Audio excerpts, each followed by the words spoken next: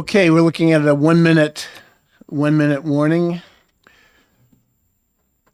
Representative Mannion, I had planned on Representative Plant to introduce this first measure because Senator Innes could not be here. So if you could introduce that, that would be wonderful. But we're going to do the pledge first, of course.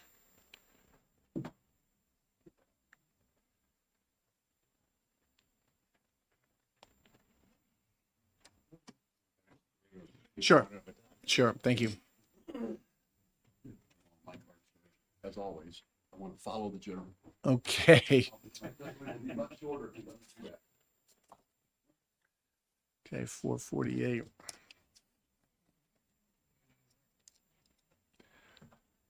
Okay, it being 10:45, we will commence at this time. Representative Mannion, I've already had you out of your seat. If you could lead us in the pledge.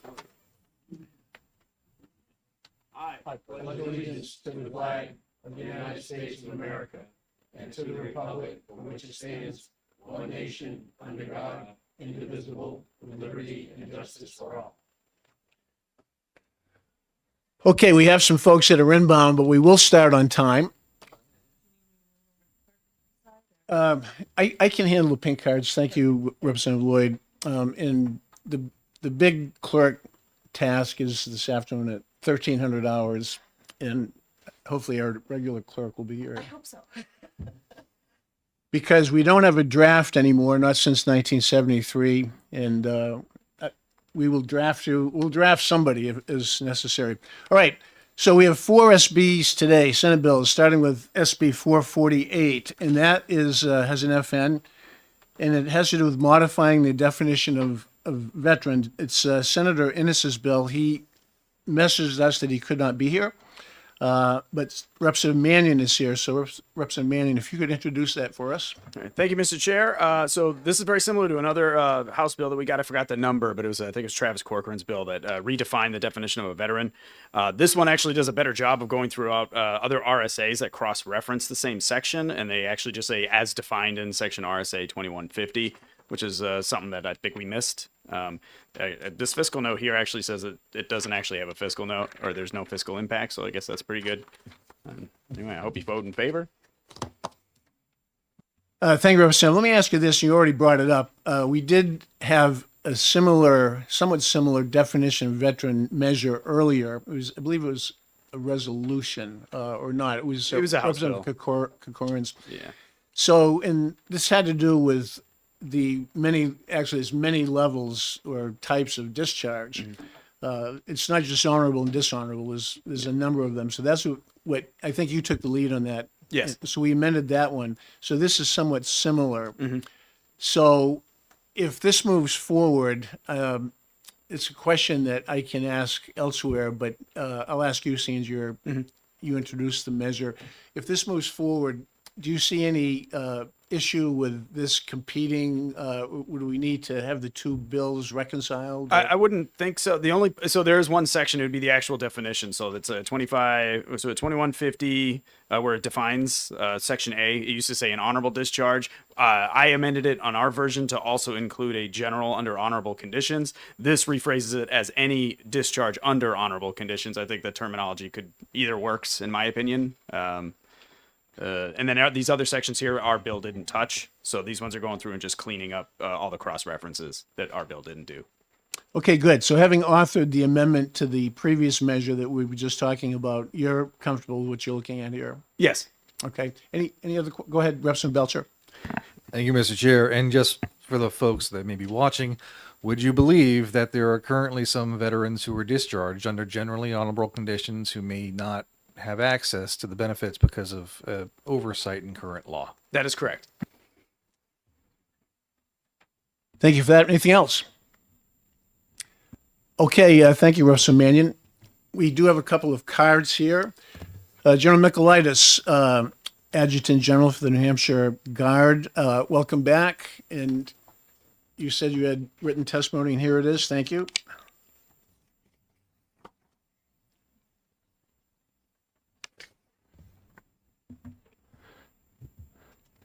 Good morning, sir. Committee members. For the record, Major General David Michaelitis, Adjutant General Commissioner, Department of Military Affairs and Veteran Services.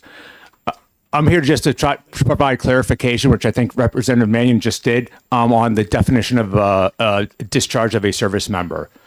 So in very simple terms, a veteran, when he leaves the service, gets what's called a DD-214. I would equate it to a college transcript. It characterizes your length of service, your awards, and how you were discharged.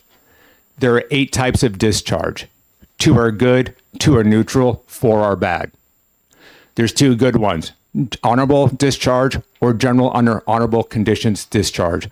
All this, I believe, what the representative and you all are trying to do is just ensure New Hampshire statute follows federal statute by saying of those 8 types of discharge, of which 2 are good, New Hampshire was previously more restrictive.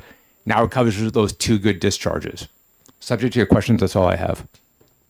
Thank you, General. Questions, Representative Bennett? You had a hand up, but that was not to ask a question, right? I thought I saw a hand. So any questions for the Adjutant General? Right, General, no, seeing no hands, thank you so much.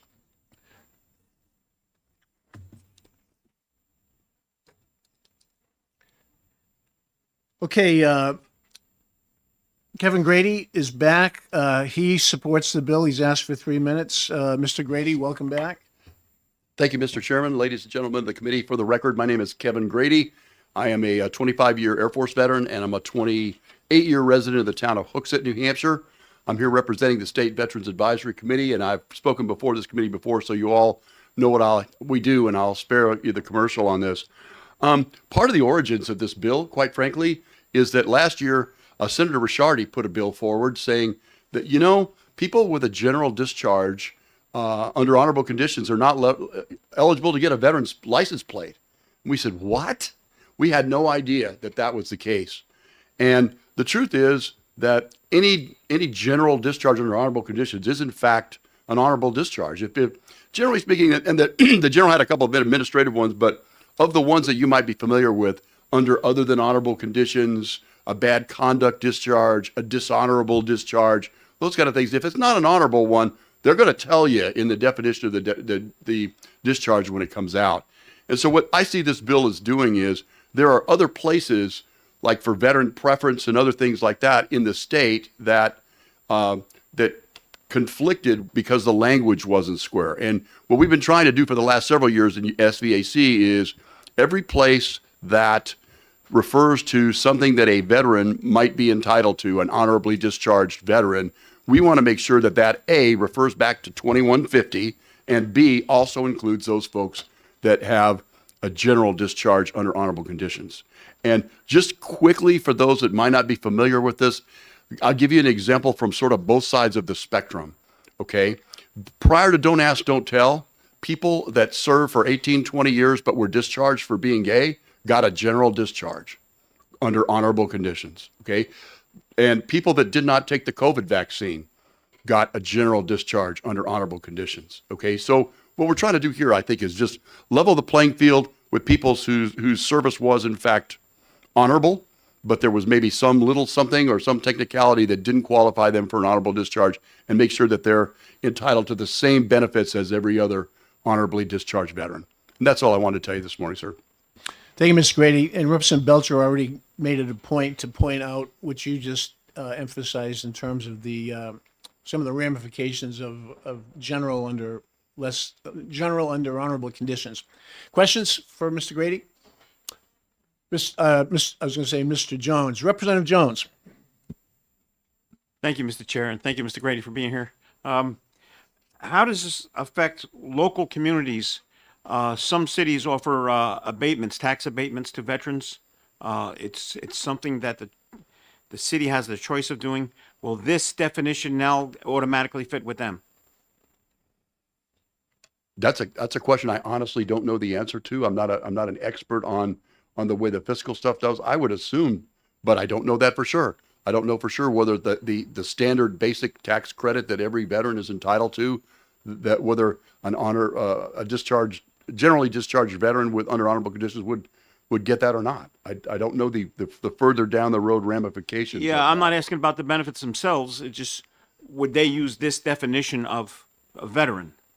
Is this something that would automatically go down to the municipal level? Well, our hope is that eventually that it'll refer to 2150 for the definition of what is a veteran and who qualifies based on what's in 2150. That's a good question, Representative Jones. We have someone from the Municipal Association here who's going to speak momentarily, Oh, good. but maybe could touch on that.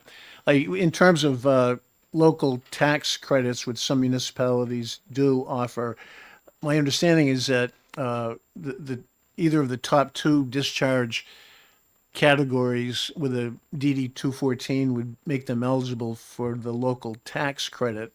But I'm not. I want to make sure we're 100% on that. That's a good question, and we'll come back to that with the next testifier. Anything else for Mr. Grady? Thank you, Mr. Chair. Okay, thank you, Thank you, sir. Mr. Grady. Brody DeShays is here, the Honorable Brody DeShays. He was once upon a time, many years ago, or some years ago, as a member of this committee. Very good on his resume, I'm sure. Brody, welcome back. You're neutral, and you're representing the, well, it just says the NHMA, New Hampshire Municipal Association. So welcome and have at it. Thank you, Mr. Chairman, and good morning to the committee members. Again, for the record, Brody DeShays. I represent the New Hampshire Municipal Association. We are just monitoring this bill. We're neutral, but I did want to flag some concerns that the assessors raised regarding technical issues in the bill that hopefully can be addressed before your executive session this afternoon. So this year, two bills with competing definitions of veteran have passed the House chamber, Senate Bill 448 and House Bill 1287. House Bill 1287 has passed both the House and Senate and is on its way to the governor's desk. It's in the enrollment process. And Senate Bill 448 is currently in the House in front of your committee that we're having a hearing regarding today. Some municipal assessors have contacted the New Hampshire Municipal Association with concerns about the definition of veteran in Senate Bill 448. Senate Bill 448 strikes the term "an honorable discharge" in RSA 21:50 Roman 1, subsection A, subsection 2, subsection additional A, and replaces it with the term "any discharge under honorable conditions." The assessor's concerns is that removing the term "an honorable discharge" and using only "any discharge other than honorable conditions" could be construed as veterans only discharged under honorable conditions would qualify for the disabled veterans tax exemptions and potentially others that are cited in the bill. This would potentially leave out veterans who are, quote, "honorably discharged," end quote. And this is important relative to veterans who would qualify for property tax exemptions and credits. House Bill 1287 adds a new subsection C to RSA 21:50 Roman 1 subsection A subsection 2, which states "a general discharge under honorable conditions," end quote. It also keeps the current phrase "an honorable discharge" in subsection A of the existing statute. The assessors have indicated that this is a more encompassing definition of veterans who were discharged from service under honorable conditions or honorable discharge. So we would actually recommend, because this committee, both chambers, the House and the Senate, have already addressed the definition of veteran to align with what seems to be the goals, capturing those two categories of veterans who were discharged under those types of honorable conditions, that removing Section 1 and just allowing the definition of veteran of House Bill 1287 to become law achieves the goal, right? You've already actually defined veteran in a way that's encompassing based on the legislature's goals. Obviously, there's a whole host of other sections of this bill, though, that are seeking to align the definition of veteran and the general statutory definitions with how veterans receive benefits for whether it's tax exemptions and credits or several other statutes I can't speak to, but I'm sure SVAC and the Adjutant General could speak eloquently to. So NHMA generally supports that concept, making sure that every veteran is treated the same who has received these honorable discharges. I also have to raise the fact, too, that Representative Jones asked, which is regarding whether or not this new definition of veteran would qualify under optional local veterans tax credits or exemptions that municipalities may adopt. Municipalities have adopted the statute with the previous definition. So adopting a new definition would not be applicable to those municipalities that have already adopted the previous definition of veteran. It would require every municipality that has an optional veterans tax credit or exemption to readopt. Now, one way around that is you can add an additional section to this bill that says that it's applicable if a municipality has already adopted these sections of law, that this new definition is applicable and does not require municipal readoption. One final technical issue I have to raise is the effective date. The effective date for this entire bill is 60 days after passage. However, for these tax exemptions and credits, you need to align that with the tax year, which would be April 15th, so then it can be properly administered on the local level by assessors and DRA. Otherwise, a bill could be construed as needing to prorate veterans who need to qualify for these tax exemptions and credits, that they would start to qualify after 60 days of passage, which would create significant administrative burdens and confusion for assessors. So these are not huge hurdles for this legislation. I think removing Section 1 would be a great step and would not be contrary to what the goal of the committee and the legislature is. And I think just making sure that the effective date is addressed and that there's an applicability section added, which OLS can very easily do in drafting an amendment for you guys this afternoon, would make this bill ready for prime time and achieve all of your goals. And I would be happy to answer any questions. Thank you, Mr. Deshays. And thank you for addressing the need to reconcile, which we mentioned right off the top. I mentioned it to Representative Mannion when he introduced the bill. So in terms of prorating benefits, if we kept the 60-day piece of it, I just personally don't know that that's that hard. You take a calculator out and you do the math. To me, that doesn't seem like a daunting. It's a little extra work, but I don't see that as a big challenge. But you did bring it up, so welcome. So is that fair for me to say that prorating the tax credit on the municipal level would not be that hard? Thank you for the question, Representative Moffitt. And it's a great question. Actually, it would be extremely hard because they don't have the software to do that. So that's where it becomes an issue, and also being able to amend every single tax bill. So that is why we usually ask, when the tax exemptions and credits for any type of subclass, or not subclass, but I should say for any specific group of individuals who receive these credits, that we align updates in qualifications for those exemptions and credits with the tax year, which would be April 15th, when it's typical for these folks to be filling out the forms on the local level to the assessor that gets processed by the assessing office into DRA. It also will impact the total tax effort and whether or not the municipality is collecting enough from everyone, or if they're going to have to increase the rate, which trying to change the rate midstream can also be difficult for governing bodies and municipalities. So there is a bit of an administrative burden that I'm not sure how it would be solved or if it's possible. Thank you for that. I obviously made an assumption that it was easier than it sounds, so thank you for that. So I don't have 1287 in front of us. That's the other one that dealt with the definition of veteran. And I look at Representative Mannion because I know that you did the amendment on that. The time frame that Mr. Deshays brought up in terms of effective date, 60 days after passage, do you know, or we could look it up real I quick. have it right here. It is also 60 days after passage. That's the one that's enrolled currently. Yeah. Okay. So we have some control over this one. That one that's been enrolled is something we can't work on in this committee. Go ahead, Representative Belcher. Thank you, Mr. Chair. And I think I have something that might assist us with that as well. Thank you for your testimony. It was actually extremely useful. And it brings to my attention RSA 72. So it looks to me like this is the municipality's tax exemptions items for veterans. It seems to me that each of the different ones I'm looking at under RSA 72 refer back to RSA 2150 for the definition of veteran, but each one of them has its own individual definition for honorable discharge. That looks like it needs to be fixed to me.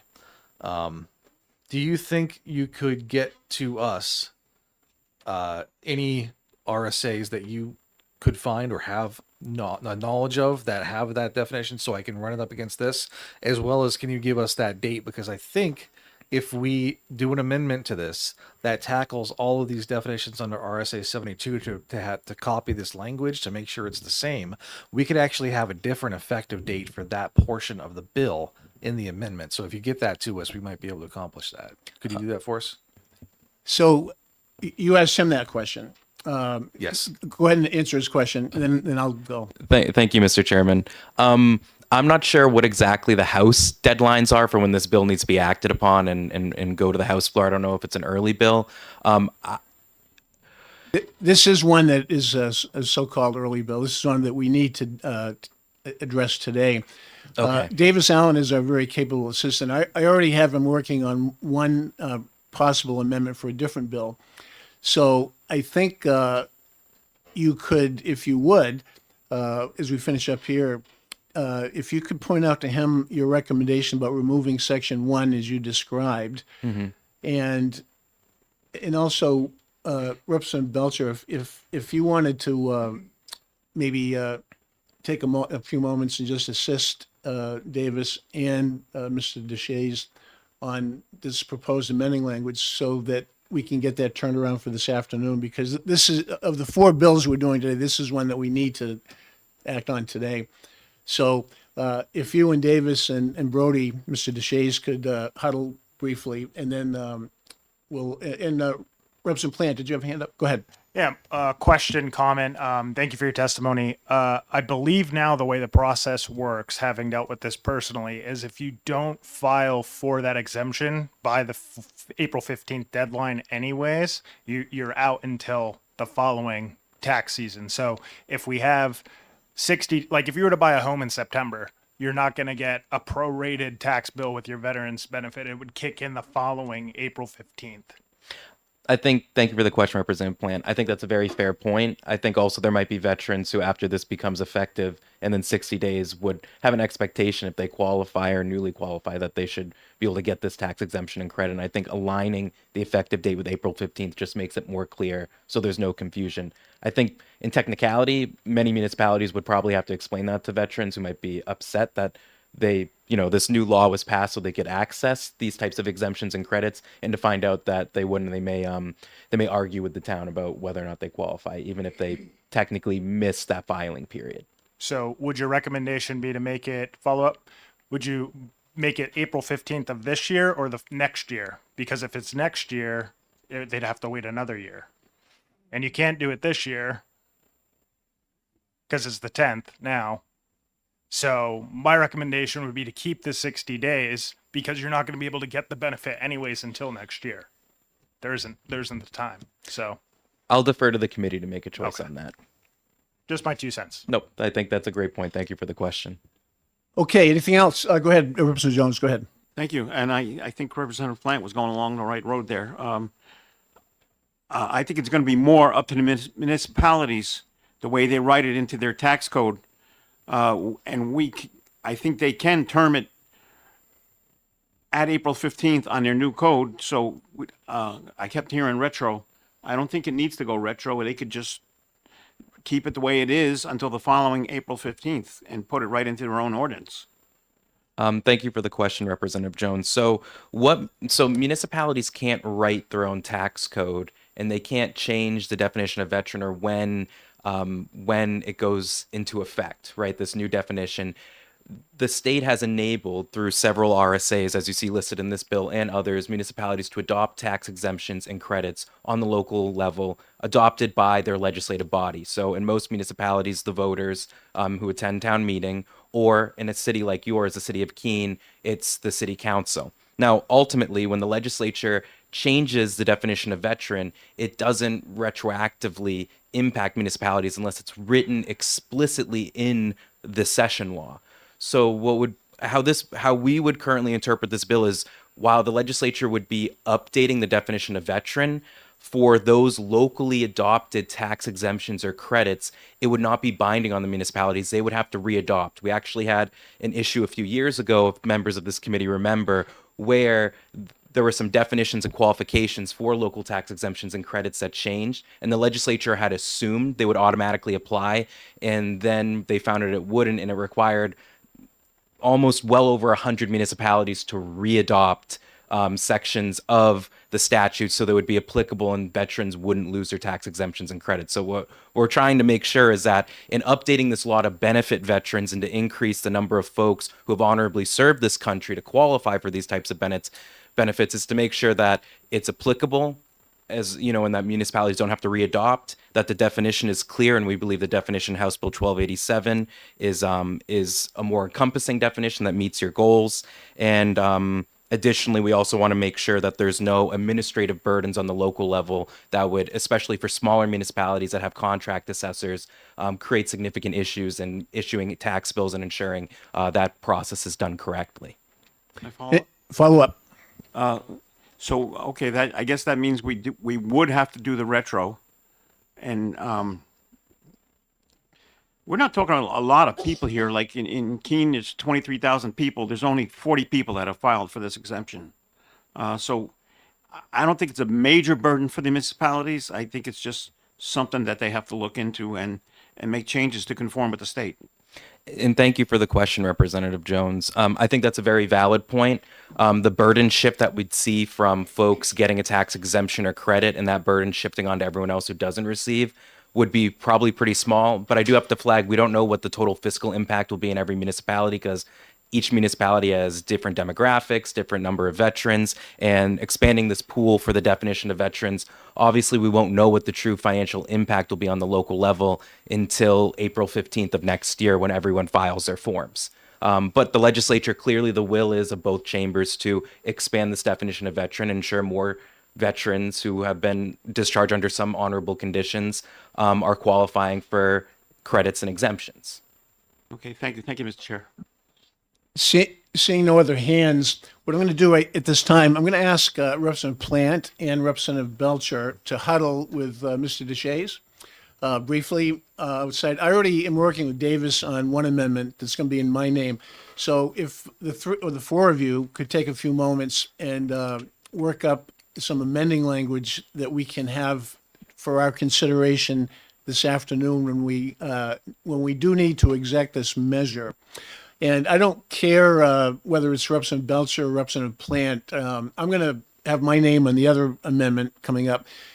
So I don't care if one of you can have your name on it or both, but one of you could please be prepared to introduce and explain the amending language in exec session, and we'll hopefully be good to go.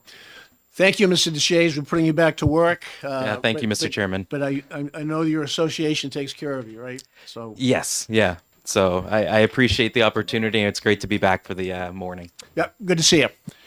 Okay, with that, with no other pink cards, I want to welcome our clerk, Representative Mandelbaum. It's always makes us happy when you show up. Thank you for being here.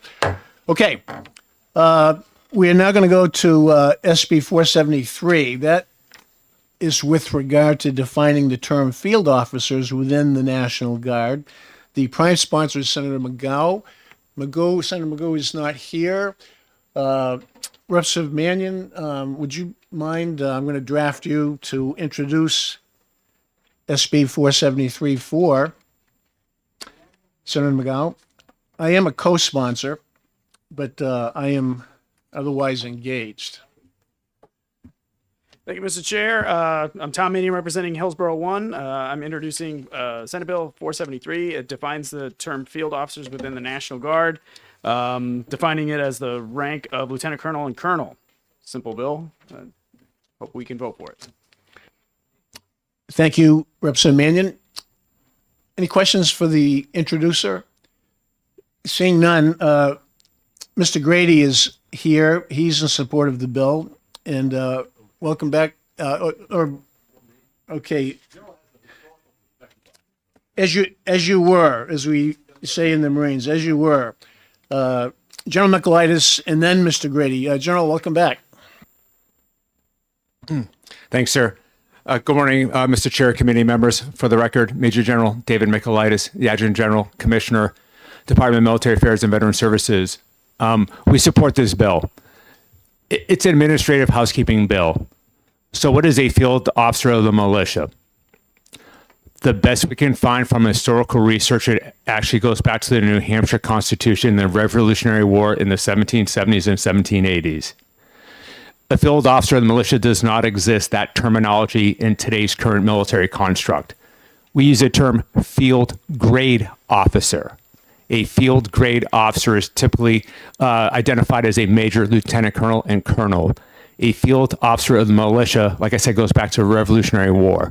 So even in the conservative construct, we said a field officer of militia, which would probably be a commander, would be a battalion commander, a lieutenant colonel. All we were trying to do is, in our mind, it's an administrative housekeeping measure to just simply define a term from the Revolutionary War era in today's modern construct. Subject to your questions, that's all I have. Thank you, General. I already have an amendment in the works on this, just in case. We may not need it. It's a very short, simple bill, as you mentioned. And you also mentioned field grade officers. My experience has been company grade officers, 01, 02, 03, and then 04, major is a field grade level. So this measure, this bill refers to lieutenant colonels and colonels. Should major be included with that or not? So we don't feel it does, because if you go back to the original construct of a field officer of the militia, during the Revolutionary War, Civil War, it was probably a colonel, like a regimental commander. And so we even deferred sort of on a conservative route to say, in today's modern construct, a major does not command field units. It typically has to be a lieutenant colonel who is a battalion commander. So your command authority as a field grade officer really starts at the rank of lieutenant colonel. And so that's why we recommend that lieutenant colonel be the minimum rank that should define a field officer militia. Okay, I understand what you're saying. There have been occasions historically where majors have commanded battalions, although presently in terms of TO, table of organization, it's a lieutenant colonel 05 battalion commander. So the lack of major being included as a field grade officer, it's fine with you. Yes. It's not an issue. Yep. Okay. Questions? Seeing no hands up, Representative Plant, a National Guard veteran from Vermont. Thank you. Yes. Thank you, Adjutant General, for taking my question. So I'm super confused by this. I got out as an 04. I was a field grade officer. I understand your definition of a field officer, but what is the purpose of this? Is there language currently in statute that refers to field officers over field grade officers? So there's actually no language. So just as field officer of the militia. So it's up to us for interpretation. So again, we're just trying to define what a field officer from the 1780s it meant. So if you fast forward 250 years, we go into today's current construct, we say field officer in militia is a lieutenant colonel, someone in command authority. Okay. That answer your question? Still a little confusing, but I get it. We do have, as I mentioned, an amendment in the works that we probably won't need, but just in case, it adds the word major. But given your testimony, that doesn't seem to be necessary. But we'll exact this. We'll come back to this afternoon. Anything else? Thank you, General. Thanks, sir. Mr. Grady is back. Welcome back, Mr. Grady. Yeah, it is actually. I thought it would be. Yeah. Okay. Thank you, Mr. Chairman. Thank you, ladies and gentlemen of the committee. Once again, my name is Kevin Grady, 25-year Air Force veteran, 28-year resident of the town of Hooksett. Today, I'm representing the State Veterans Advisory Committee. We support this legislation. You know, it's tough to look back and see what the founders' intent was sometimes in the 1700s. But really, as we've already mentioned, across the services, that command level is typically a lieutenant colonel equivalent. It's a battalion commander, a squadron commander, and in the Air Force is a lieutenant colonel. Same thing in the Navy. A commander is generally a commander, by definition, commander, not lieutenant commander. I believe there's also an administrative issue with respect for field versus field grade. We get bogged down in field grade because it's what all of us in here that have been in the military know. But field officers in this separate category, and I believe there may be some administrative hoops that we have to jump through right now with the Army National Guard, not necessarily the Air Force National Guard, to get some of our people promoted to major. It requires an additional administrative hurdle that this measure, I think, would take care of. There's an additional level of scrutiny at the state level for a promotion within the Guard to major from the captain ranks to make it to what we would call field grade, but not field officer. And I think that that might help with this. I discussed that kind of briefly with the general as I was stepping away, and he says that there is some administrative impact to that. He might be able to speak specifically better than me, but I recall when we had the discussion at the SBAC that he mentioned that as one of the reasons why DMAV supports the legislation, is that there is an administrative impact for people getting promoted from captain to major in the Army. So you mentioned administrative issues. So in terms of promotion and taking care of people, administratively, structure is in place so that the troops can be taken care of in terms of promotion without the need to have statute change beyond what we have in front of us. Is that fair to say? I think that this would eliminate additional scrutiny for people getting promoted to major in the Army. And now there would just, now the lieutenant colonel and colonel ones, that there's already been that same administrative level, that will continue as they move up the chain. But when they first make it to what we would call field grade, but not field officer, our modern terminology of it, it would not affect those folks. Okay. Other questions? Representative Plant? 04? You're good at this time? Yeah. We want to, and we'll try to exec this afternoon. If we can, we will. This is one that we can come back to. The previous measure, we do have to make a decision today. Thank you, Mr. Grady. Anything else? And no more pink cards. So with that, we will cease the hearing on SB 473, and now we will move to SB 472. Removing the maximum age on the tenure of office for the position of Deputy Adjutant General.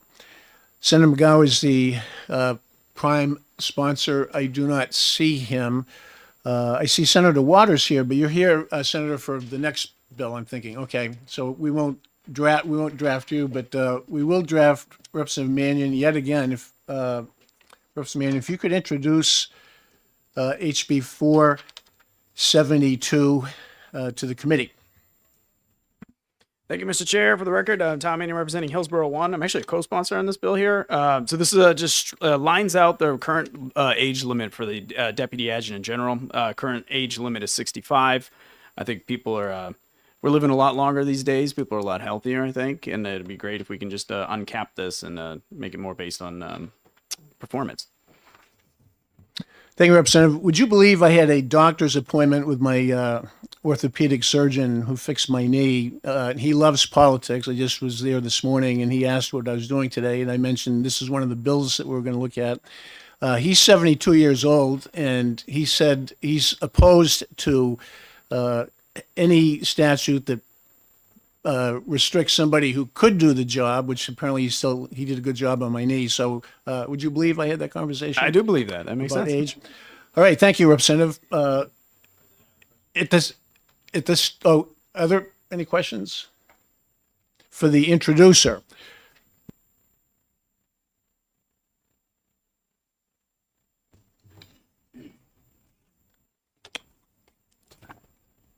Thank you, General.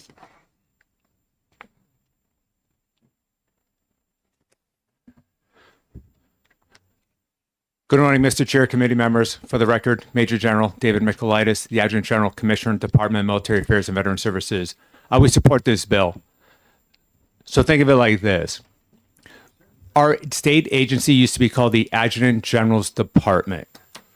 We were responsible simply for our military portfolio of the New Hampshire Army and Air National Guard, to include the State Veterans Cemetery. In 2019, that changed. In 2019, the governor passed an executive order. The legislature codified into law the change of us to be the Department of Military Affairs and Veteran Services. That gave us the State Veterans Cemetery, Division of Veteran Services, and Division of Community-Based Military Programs. That change changed the position and responsibility of the Deputy Adjutant General. The Deputy Adjutant General, prior to 2019, historically was a part-time one-star general officer in the New Hampshire Army Air National Guard who was a state employee. Therefore, there was an age, sort of a maximum age limit on the position because everyone who serves in the military, you generally hit an age limit where then you're asked to sort of retire depending on your rank that you are at. So that age limit was based upon a part-time general officer holding the position of deputy adjutant general. Fast forward 2019 and today, the last two deputy adjutant generals have been retired commissioned officers, both in rank of colonel. We had a prior active duty colonel, Warren Perry. Our current deputy adjutant general is Nicole Bixler. She's a retired Air Guard colonel. So ultimately, having an age is, in our mind, discrimination or age discrimination against a retiree for not having a desire to serve longer. So we simply just want to eliminate the word 64 years of age. That is no more, no less, because we are probably the only state agency where the deputy commissioner currently has an age limitation on that position, and we feel that is discrimination. The representative hit me up, Moffett, offline, and said, hey, there's potentially an amendment based upon another subset of the legislation. So we put a floor versus a ceiling. So right now, the minimum rank requirement is you must be a minimum of a major. I think a constituent reached out to the representative to say he thinks that floor should be a colonel. The last two deputy commissioners have been retired colonels. We are generally okay with that rank. However, I would offer to you, why set a floor so high that you're disqualifying other people? For example, in the United States military, all services, all branches, Armed, active Guard, Reserve, regardless of service, only 1 to 3% of commissioned officers make it to the rank of colonel. So why would we set that rank as the minimum qualifications and remove every major and lieutenant colonel from not being eligible? Generally, a major serves for about 10 years in the United States military. A colonel serves for, usually 25, 30 years. The point of it is a minimum requirement, not a maximum requirement. That's why we do not support the potential amendment. We support generally the bill in its current configuration, where just eliminate the age. Subject to the questions, that's all I have. Thank you, General. So you have seen the proposed amendment to this. It has to do with the major issue, the 04 issue. That is amendment that has been drawn up, which we may or may not take. Okay. But we have that ready to, and I have shared with the committee, and I believe with you as well. The point that I made about that online was in 1941, Dwight Eisenhower was lieutenant colonel. He was in 05, beginning of 1941. By July of 1942, he was a 3-star lieutenant general. So if there was a prohibition at that time when we went to war that General Marshall, the chief of staff, could not reach down and pull somebody up that he thought was qualified, like Eisenhower. So I saw that as a little bit like this, but I want to let the discussion happen in exec committee, and we will look at that amendment. But you're opposed to the amendment. Yes, sir. And my other question is this for you: the change in statute simply lines out the words "or until the officers reach the age of 65." So there's no upper limit at this time. So somebody could serve, I guess, indefinitely. So as long as they want. I mean, we just, to us, it's like, it's up to the individual. It's to us, it's just age discrimination. There's no reason for us to be the only agency in state government to have an age limitation on our deputy commissioner. Well, the commander-in-chief is going to be 80 in June, so there's, of course, there is some talk about whether there should be statutes that cover that, but I just point that out. Anything else for General? Go ahead, Representative Rollins. Thank you, General Markakis. Thank you, Mr. Chairman. I know what it is, but could you explain to the committee what the duties of an adjutant general is, what they do? Prior to 2019, the deputy adjutant general was really the deputy commander of the military, right? Because it was a part-time general officer, usually the commander of the Army National Guard, which is a part-time job, or the commander of the Air National Guard, which is a part-time job, and a full-time status as a state employee Monday to Friday. Right now, the deputy adjutant general generally runs our veteran portfolio. They are the sort of focal point of all things veterans of the three divisions that we have as the Department of Veteran Services. So their primary responsibility is to be a veteran and to serve the veterans of the state of New Hampshire. Thank you, General. Representative Mandelbaum. Thank you, Mr. Chairman, and thank you for taking my question. I have potentially similar concerns as Chairman Moffat around not setting an age maximum. As the chairman mentioned, we have a commander in chief who's in his 80s. Our previous commander in chief was also of an advanced age, and I believe you had said something to the effect of they can serve the deputy adjutant general could serve for as long as they wanted, and I'm just curious if there have been any challenges you've noticed in New Hampshire or in other states where there is no maximum age and you have people serving who potentially should not be in that role. Ma'am, I think the check and balance for this position is it's a 4-year nomination. Okay. So I think so you were correct in such that like every 4 years, that individual, that position has to go back to Governor Executive Council for nomination and confirmation. So I think at some point in time, the faculty or the ability of the individual to like carry on their responsibilities would be that check and balance with it. Okay. Thank you. That addresses my question. Good question and good answer, in my view. Anything else? Representative Mannion, go ahead. Thank you, Mr. Chair. Thanks for taking my question. So in the concept of the chain of command, let's assume like all hell breaks loose, Canada invades. The Deputy Adjutant General still serves the military purpose, though. Like, let's say you get taken out, the Deputy Adjutant General would assume your role in a combat role? No, sir. Okay.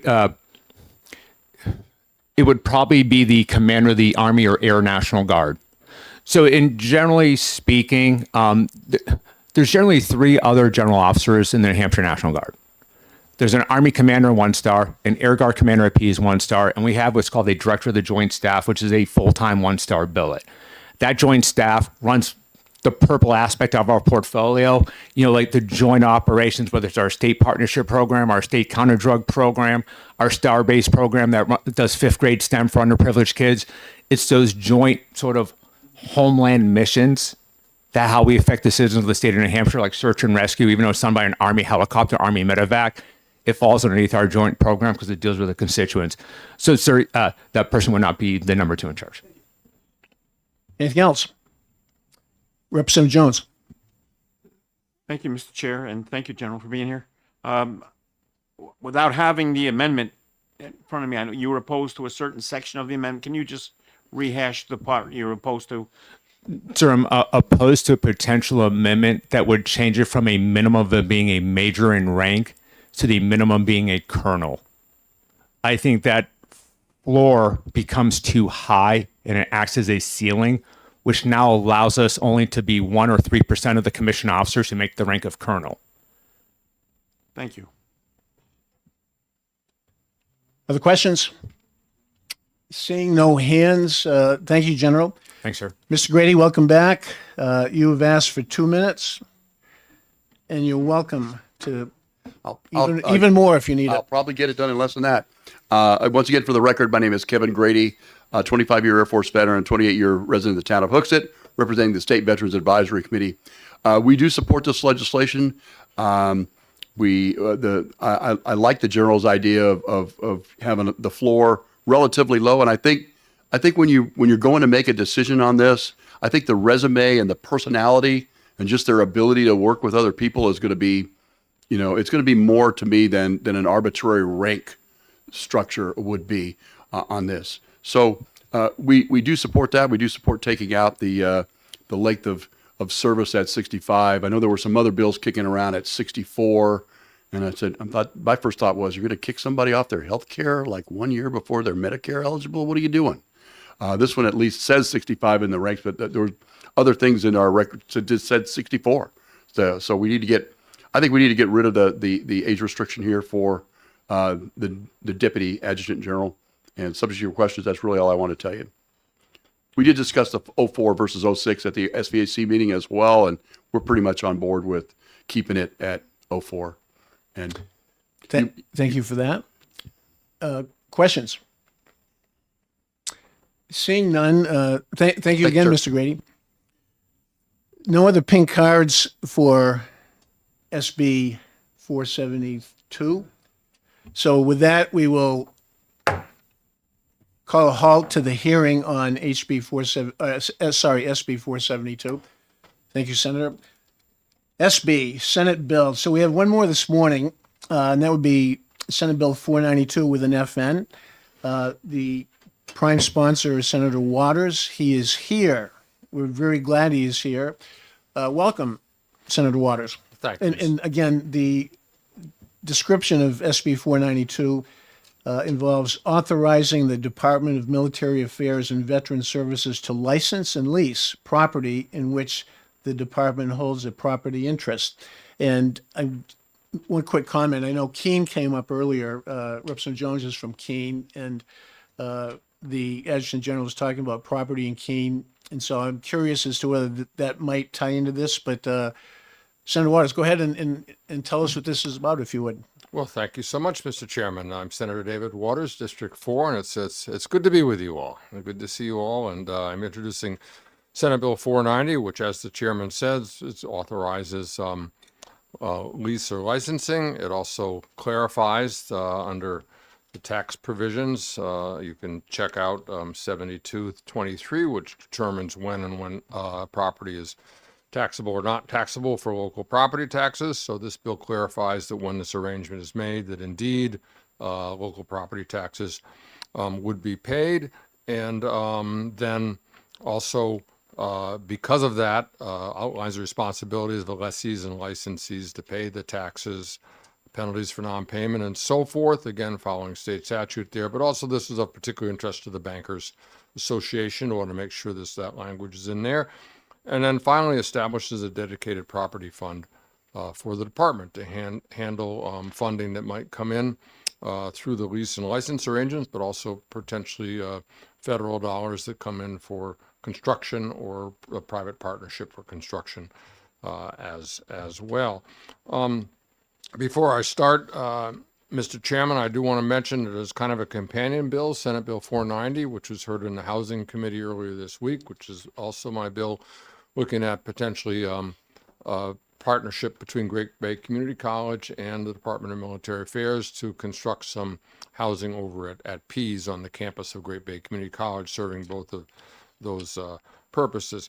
So I mention that bill because really I think this is just an essential effort to try to see what we can do about providing some housing for people connected with the military. The interest here derived for me personally, aside from my great support for the military, and I do want to note that, as we speak, the New Hampshire 157th Air Wing of the Air National Guard is serving in Operation Epic Fury. They're an extraordinary group. We have there at Pease the only fleet of the C-146A Pegasus tankers, which are the most modern ones. We're the only one in the country that are here, and they're just essential for the missions of the military right now. And when talking with the general, and he'll tell you more, they're doing well. It's a tough assignment. They're doing well, and the assurance that our prayers and are supporting their families in the home front. But I think here are some bills that really get at that issue of the home front. When I talk to not only Air National Guard, but some of the regular enlisted service members over at Pease, and I understood what a great difficulty they're having when it comes to housing. Housing has gotten expensive up here. I talked with folks who were commuting an hour or more home, and that raises a readiness issue. But it also raises a recruitment and retention issue. If we want to keep people here or get people who want to, we have the best guard, and people from around the country might want to come here, but they look at the housing, and this creates a problem as well. And we provide some great education benefits for the folks in the Guard, so they want to stay and complete the education, but they would stay longer, I think, if they knew that they could have some housing here. So what I looked at then, not only looked at Pease, but the Guard owns a lot of property around the state. And so we'd have to, because of federal issues around military properties and estate properties that we'd have to, some careful things have to be done, and that's why some of the language of the bill is here, so that leasing arrangements and licensing arrangements could be done. And so what's being envisioned here is that the Department of Military Affairs could select properties, and I think particularly, Pembroke is a possibility up in Center Stratford. There are already some vacant dormitories and some other land up there that could be rehabbed, and you could have single service member housing. You could have housing for folks who are here on temporary assignment. It might even be some of the folks who were over at the Portsmouth Naval Shipyard when we're working on a sub there. That crew stays local, but housing is getting just extraordinarily expensive over in the Kittery area. So there are a lot of different potential folks here, but the bottom line is that I think we need to support our military with some housing. And so the vision here through the lease and license arrangement is that we could get a partner, a builder who would come in. Potentially there might be some funding from the federal government or from private, from the private developer, and that they could come in and have a partnership here, develop the property. That fund would then be available to handle the leasing and the licensing arrangements, and any funding that comes in with the construction as well. And then, the military doesn't want to run the housing, so you'd have that partnership and an agreement there. So that's the big picture of it. I'll go into the details of it here. You'll see that the first part of the bill provides that authorization to license or lease property. The starting on line 5, section 8 makes the reference to the tax code here. So wanting to make sure that this is going to help the local tax base, and the property tax payer would be paid on this, and that's why that paragraph is there as well. And then next is the fund establishment. This is an important fund to have for various purposes, and I think you'll hear more about General Michaelides about the possibilities of leasing, not just for housing, but for some office space and other things that such properties might be able to be leased for as well. And then you'll see the purpose statement for the monies deposited here to purchase, lease, own, acquire, own, improve, use, sell, et cetera, there, and then also to pay costs of operating, maintaining, improving, repairing department property and department projects, which may extend beyond this particular purpose of the housing that might get built.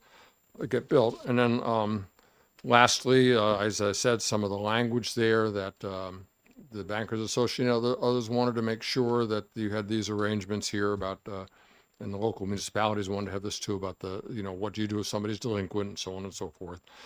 And then the provision that, of course, if money's going to be expended, it would go through Governor Council like anything else. So we'd have the eyes of folks on expenditures from the fund, as is appropriate. And then finally, the last thing, subparagraph 3, you have to have that there saying that there's the fund, here the money, the monies go into it. I did want to note that you may want to fiddle with the effective date. We don't know when the governor's going to actually sign it if you pass it. So maybe you'd want to say upon passage or 60 days after passage, so that there's time to set the fund up and other things. I will say a word about the fiscal note. They're responsible in fiscal notes to do the what ifs. Would they actually have to hire somebody? When might it be done? I think that it's unlikely that any of that activity and such a person would be required before into the next budget.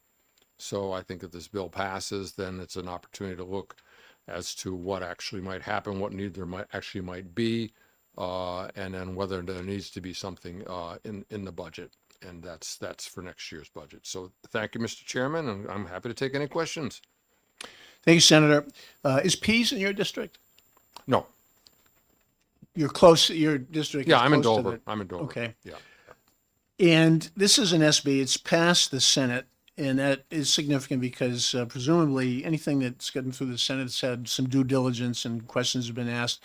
So I have a couple of questions. One of which is May I say, Mr. Chairman, you're being very generous that your associate assumes that the other body actually does its work, but I appreciate that. Okay. Okay. Thank you. yeah, I actually know some senators. Yeah. Yeah. Well, then you're being so- very generous. So there's a line. Line 12 says there is hereby established in the office of the state treasurer a fund to be known as the Department of Military Affairs and Veterans Services Property Fund, which shall be kept distinct and separate from all other funds. And I notice in the FN fiscal note page, nothing for FY 2026, FY 2027, 105,000 general fund. Is that involve the current, our current budget? Would that 105,000 be part of the current biennium? No. It'd be No, that future. thank you, Mr. Chairman, and that's why I was saying that I think it's a little speculative, Right. as to the fiscal note, and if this bill passes, and if it does seem as if there really is going to be need for that position, then that's something that would be in the next biennial budget. Okay. And you made a good point about the time, should this move forward, there's a date certain of July 1st. And I think you make a good point about perhaps amending that to 60 days after passage. Yeah. I think I just missed that. Sure. Davis Allen is still here, for which I'm very grateful. Almost as grateful when I see Davis here as when I see the clerk here. Anyway, Davis, we're working on some amendments for this afternoon. If we could look at changing the July 1st date to 60 days after passage, that simple change. Okay, thank you, Senator. Other questions for Senator Waters? Thank you so much, Mr. Chairman. Seeing no questions, thank you. Okay. This is National Guard Day here at State Federal. Welcome back for the fourth time. And also, General Michaelides, I want to thank you for all four of these measures, these bills. You've had written testimony for the committee, which we really appreciate. So thank you to you and your staff for getting this great written testimony to augment your oral testimony. So welcome back. Good morning, sir. Mr. Chair, committee members, for the record, Major General David Michaelides, Adjutant General, Commissioner, Department of Military Affairs and Veteran Services. So what are we trying to do? So how do we come here, right? So it started like this. We offered the state senate an orientation flight at Pease Air National Guard Base. It was well received. Regrettably, we can't offer that to the House because unfortunately we have a significant amount of our service members in airplanes in the Middle East. So ultimately, the orientation brief to the Senate went to such the fact that we have approximately 1,100 airmen at Pease, plus 150 active duty airmen in a squadron. So we have over 1,200 airmen at Pease flying those KC-46 refuelers. And during the presentation to the Senate, I think one of the senators said, what's your biggest issue? And guess what? Affordable housing. Senator heard it and he's like, you know what? Let me try to help you all. So it went simply from, if you're an active duty service member and you come to New Hampshire, we call it like a permanent change of station. You generally come to New Hampshire for about 3 years. If you're junior enlisted, you got to find an apartment, you got to find a place to live. 10 years ago, they used to live in Dover. Today, they live up in Wakefield and Milton, right? They have to keep driving farther and farther and farther because the government stipend, the bachelor's housing allowance, the rate at which they receive, they can't afford housing in the Seacoast, right? So those airmen, mostly the active duty, keep driving further and further to come to work. So the senator said, hey, how can we help you? So what I would phrase this bill is, it's an authorization to try something. It's not saying you must, you thou. So the authorization for us is just the ability to try to creatively think, can we use an existing facility that are currently barracks and potentially turn them into, say, housing for our junior enlisted? So we currently have 2 facilities, and we generally have about 20 facilities throughout the state of New Hampshire, like our armories are right in the centers. But 2 in specific have housing, like billets, dorms, barracks, Center Stratford, New Hampshire, and Pembroke, New Hampshire. So each of those facilities currently has billeting for our service members when they do a week and a month training, or they go to a 2-week course, they can stay at a billeting free of charge that we manage. We're not good property managers, right? If you follow the active duty Army, their number one issue with their military construction program is barracks. So this is the ability for us to just enter into a partnership with someone who can do property management better than we can and say, is there a chance to potentially convert some of our existing billets to housing for junior enlisted soldiers and airmen? That is it. So that's the altruistic, big idea, big thing we're trying to do. Convert existing billeting in 2 locations and offering sort of housing to our junior enlisted force. Second thing could be potentially be is, do you have an existing parcel that we could partner with a developer and say, okay, you have a vacant piece of land or you have a armory that you no longer lead, and then potentially sort of refurbish or redo and do some other type of housing thing. But I'll give you a third chance too, or a third option here is, which we weren't really aware of until this was getting flushed out, is the federal government went back to work. There's no more telecommute with the federal government civilian employees. So our phone has been ringing for off the hook for about the last year and a half, where federal civilians from different government agencies had contacted us to say, can we work out of one of your armories because of the back to work policy from the federal government? And we generally said for the last year and a half, no. This gives us the authority to just lease an office space, a cubicle, a workstation to a federal civilian agency that we would receive rent that goes into the general funds to maintain that existing sort of infrastructure that we currently have. So the big idea started with, is there a way to help our active duty junior enlisted force with available housing? Versus the more simple, mundane is just, we don't have the authorization, the ability to just rent an office space to a federal civilian agency. So subject to the questions, that's all I have. So you see this as enabling legislation, basically. Yes, sir. It just allows us the ability to see if we can do something. Okay, and thank you for coming clean on letting the senators go up in the planes as opposed to representatives. Yeah, we're offering you helicopters in May. I think there's a sign-up list for Representative Creighton, so it's regrettably our aviation units are significantly busy. Sure, there are real-world contingencies beyond getting some of the reps up in the air as well. And I am aware of the helicopter opportunity. I actually signed up for it. So anyway, the fund, would this be, if or when the fund is established as part of this enabling legislation, would it be a lapsing fund if it had X amount of dollars in it for a certain FY and none of that was spent? Would it roll over in your vision? So I haven't looked at those details, but my hope or desire would be is we would have a non-lapsing fund. So for an example, we used to do armory rentals out of the Manchester Armory.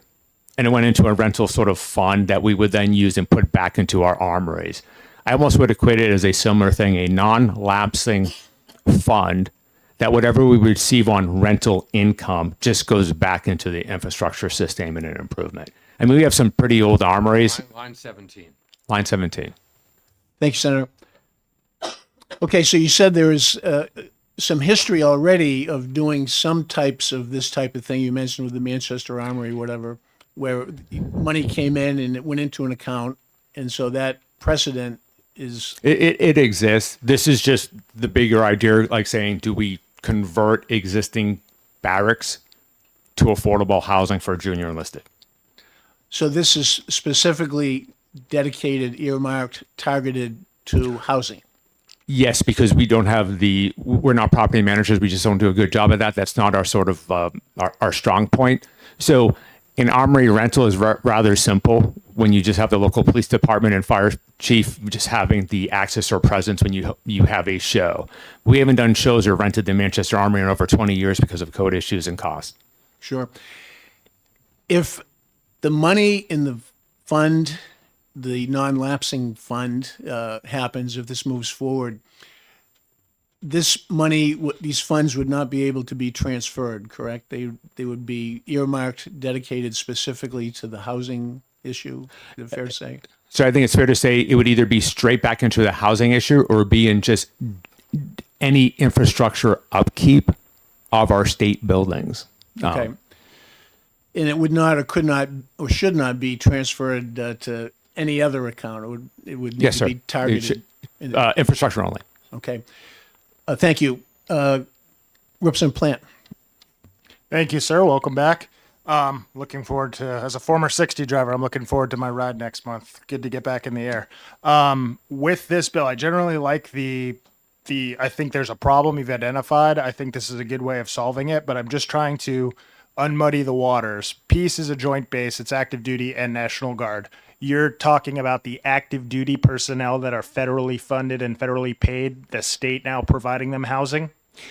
Sir, it could be that and also our sort of National Guard, full-time National Guard people. So it would be both. So this would be like a TDY type, or almost like an Army hotel type deal, or are we looking at, year-round dwelling? I would say year-round dwelling.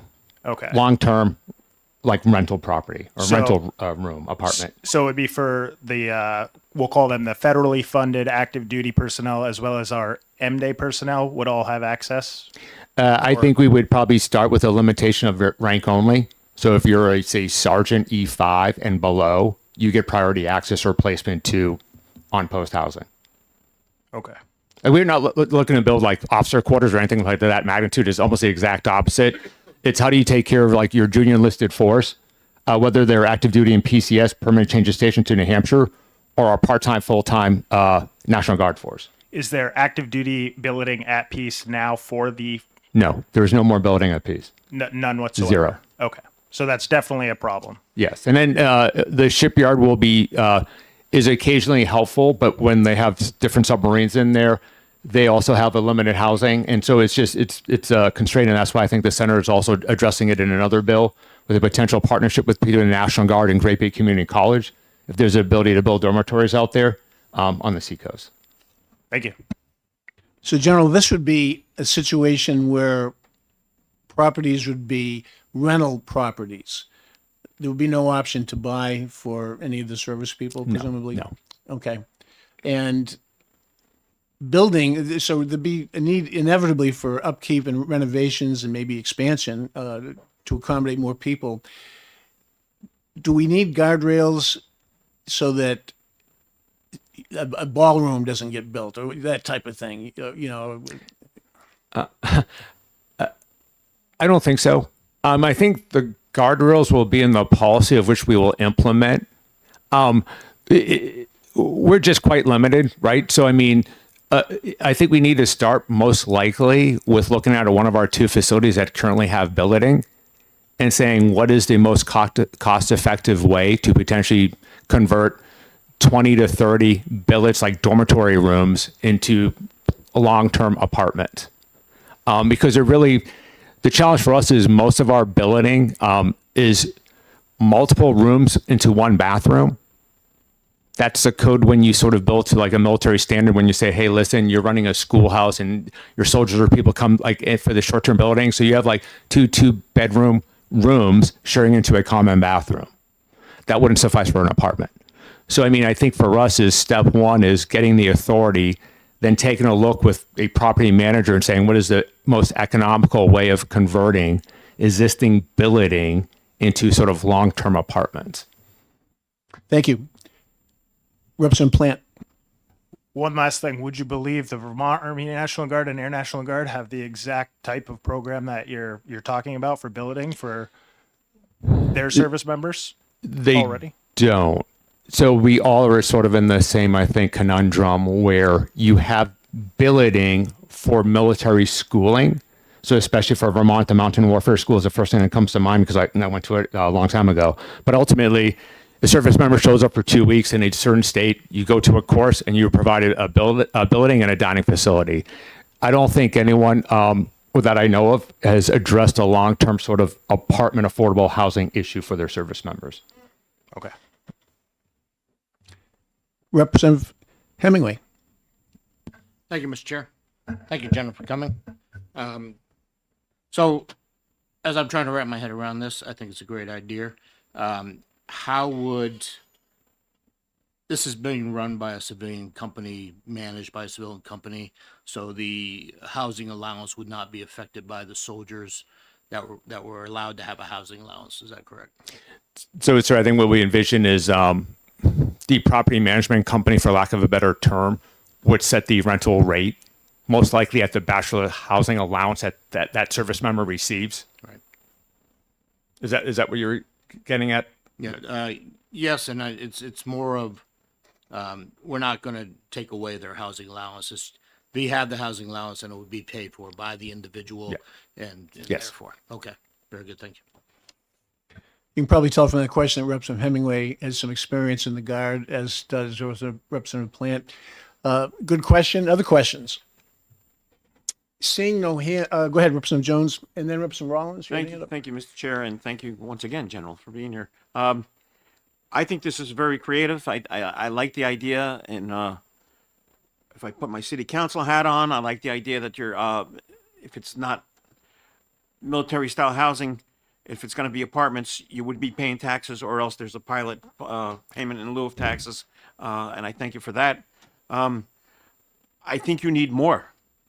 I think this is just the beginning, right? I think you're going to need more housing as things progress, and I think this is just the beginning. And we should be looking for more legislation, or we should be asking you what kind of legislation can we do to help build this up even more. No, thank you, sir. We feel like this is a good start. Like I said, this isn't our strong point. Like, right, our number one mission is to fight America's wars, and right, so like. Detracting from that mission set is something we try not to do. We try to just focus on the things that matter. And so, but we also realize this is really a living issue for our service members that sometimes allows them to serve or not. Like affordable housing. So like if we can't fill our formations, we can't do our job. And this would hopefully help our service members focus on the things that matter. Thank you, Representative Jones. Representative Rollins? Thank you, Mr. Chairman. Thank you for taking my question. Just a curiosity question. I know that probably varies, but what is the average for the housing allowances that these men and women get? So I don't know it I apologize. I should have known that. I don't have that off the top of my head. No, that's fine. I'm rusty, but I believe we call it a bachelor housing allowance, BAH, and it's predicated on your rank. So I'll give you an example. For an E5 sergeant in Boston, unaccompanied, and the only reason I know this is because I have a daughter going to BU next fall, and I didn't realize how much, but she's getting my GI Bill, right? So they give you a housing allowance, and in Boston it's $3,600 a month for a single service member, based upon that zip code. So wherever that service member lives, you put in the zip code, Google BAH, and it'll spit out, $2,000, $2,500 a month, and it would be for single service members. Thank you for that. Other questions? Seeing no hands, I will point out we have a housing committee that's new this term, and I'm thinking they might be interested in looking at this concept. Not that they're going to be part of the process at this time, but housing, that's why we have a housing committee, a new committee, because it is such a crucial issue in New Hampshire at this time. Thank you again, General. Thank you, sir. Mr. Grady is signed in to speak for 3 or 2 minutes or whatever it takes. There may Yes, be sir. questions. I'll Thank be you for coming back. as quickly as I can. Here's once again for the record. My name is Kevin Grady, 25-year Air Force veteran, 28-year resident of Hooksett, representing the State Veterans Advisory Council. I have to admit, the first time I read this bill and we went to our SVAC meeting, I had no idea what we're trying to do here. And then the general very eloquently said, what we're trying to do basically is take some property that we've got that's currently sitting vacant, that we could maybe get in a public-private partnership with somebody that would renovate these things and would provide some place for our junior enlisted folks to live. And putting my squadron commander hat on, I thought, this is pretty cool. When you've got people that are driving an hour to get to work every day, that's a readiness issue. And and I don't even have to ask you, if it's an hour to work on a regular day, what's it like on a snow day? And when it's time for that airplane to go, that airplane's got to go. And we've got active duty folks that can't find a place to live. Normally you go to a regular, to a base where most of these people would normally go, McGuire down in New Jersey, places like that. There's going to be more infrastructure because they're active duty units. But as the general said about the housing business, that's not really our forte. And if you actually look at bases and military posts across the country, they've pretty much contracted out and outsourced all of their local base housing to somebody, to a civilian contractor to take care of. It's no longer the housing office on the base. It's a contractor that bid that contract and won it to take care of the on-base housing. Maybe not as much for the barracks, but certainly for the family housing that's on base. So we all admit that there's a housing issue in our state, and if this gives us a start on trying to fix it, then I think that's a great thing. And I've seen other things that they're a little spark, sort of turned into something that over 2 or 3 years, when we got our game face on it, turned out to be really cool. Like, the Department of Military Affairs and Veteran Services. It came out of an idea from the governor. Hey, if I have a guy with Governor Sununu said, if I've got a person that has a problem that's a veteran, where do I send him? And we at the SVAC, we all looked around each other and we go, the answer's in this room somewhere, but there's no single point of point that I could point him to. Now there is. So this I think is something that it's not going to happen overnight, but over time this could really turn into something that's very valuable for us. That's all I want to tell you. You take questions? Sure.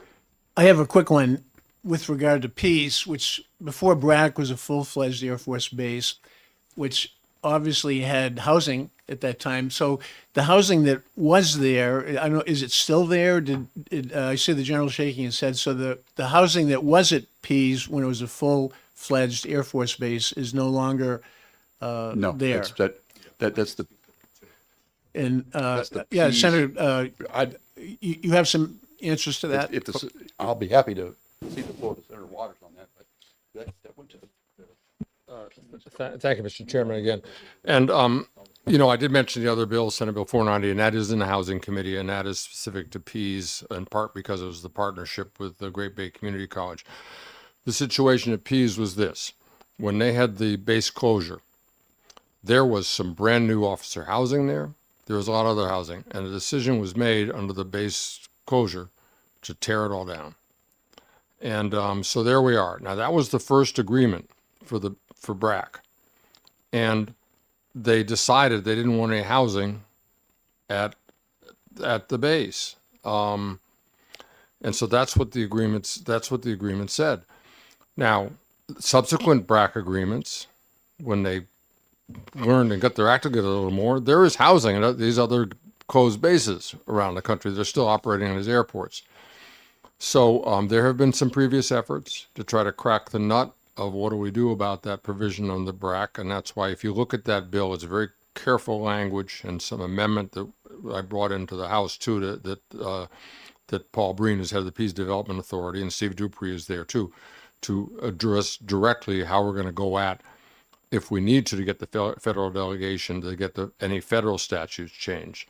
But the key of that bill is to say something very creative there, that you could have housing that was both for military purpose and for Great Bay Community College purpose, because they have some land there. Most of the land at Pease is polluted, PFAS, and there's very little places you can put a shovel in the ground anywhere on that base. And that has been a great limitation of what can be built over there. But where Great Bay is, they built that new building. That land is okay. So, and they have some land there, and it's really very much at the edge of the base.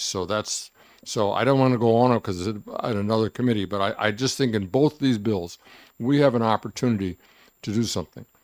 We've got to support our military. We've got to do what we can at the home front. And I think New Hampshire has an opportunity. And I know the federal delegation is on board trying to do what we're trying to do over at Pease with Senate Bill 490. And talked to the governor this morning about both these bills. So I really hope we can do something for our servicemen and women. Thank you. Thank you, Senator. But BRAC is BRAC for those watching at home, Yeah. Base Realignment and Closing Yeah. Commission. And was the reason that Pease was closed. I didn't realize until just now, I'm glad I asked, that there was some good housing that was torn down. I didn't realize that. And it seems like such a shame. Heartbreak, yeah. So SB 490 is in housing. This is SB 492, which we are going to take up this afternoon. Any other questions for Senator Waters or Mr. Grady? Go ahead, Representative Hemingway. Thank you, Mr. Chairman. Just going back on, I don't know if you'll be able to answer that, but thank you for taking the question. is this going to be targeted directly for single soldiers, or are we going to expand that for families? What I think this arrangement would do would be for the general and other folks involved to decide what the greatest need is. And there is land there. So I think start with, what's the most immediate need. But I did have some, conversation about, well, maybe there'd be opportunity for some family housing too, for some, family style homes. But this would all be, determined, the authority over this. This is, if this is enabling and the authority resides within, within the Department of Military Affairs to decide what kind of agreement they might want to reach on the leasing. And then that is really what is going to determine the process of what's the greatest, the most immediate need. But I think there's a lot of opportunity here. I really do. I agree. Thank you. Thank you for that. Thank you. Okay. Other questions? Sorry to barge back up here, but talking. No, that happened before, but sometimes we tolerate it better with some of us than others. So thank you so much, Senator. Seeing no the hands, no the pink cards, I will call a halt to the hearing on SB 492, and we will take a break at this time. We're slated to try to exec these measures. It's on the schedule for 1:00 hours. So I'd like the red team folks to stick around here for at least a couple of minutes so we can talk a little bit about the amending language that we're trying to work through. And I'd like to talk to the assistant ranking member for a couple of minutes as you guys set out right now. So we'll see everybody back here at 1, and we'll see what we can do on the exec side.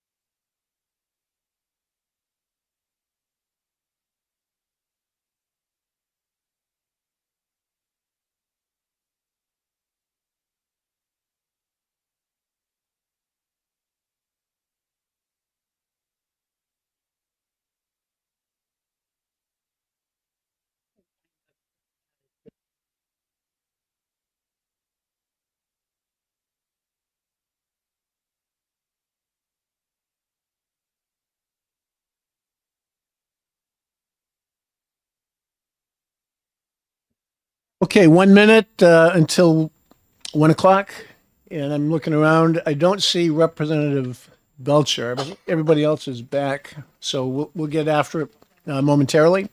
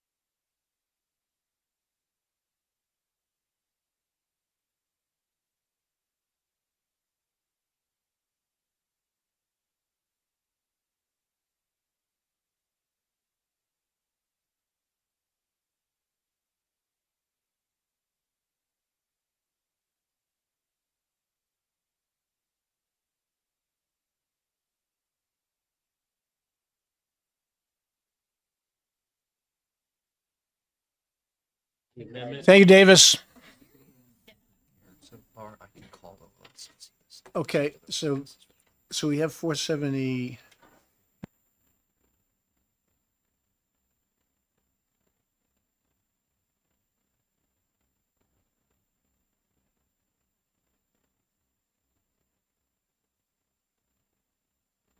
Okay, we will come to order at this time for the executive session, State Federal Relations and Veterans Affairs. We have 4 measures, 4 Senate bills.